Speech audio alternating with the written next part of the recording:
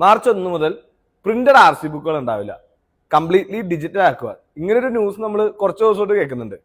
ശരിയാണ്.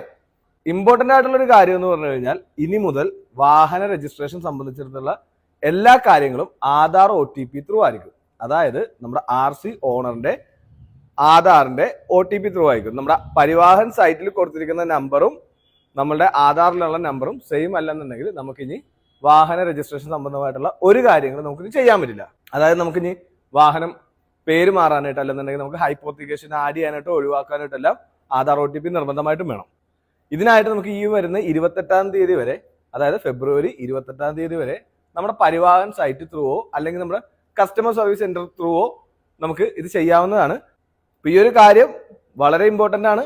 എത്രയും വേഗം അപ്ഡേറ്റ് ചെയ്യുക. 28-ാം തീയതി വരെ RTOയിൽ ഇതിനുള്ള സ്പെഷ്യൽ കൗണ്ടേഴ്സും നമുക്ക് ഓപ്പൺ ആയിട്ടുള്ളതാണ്.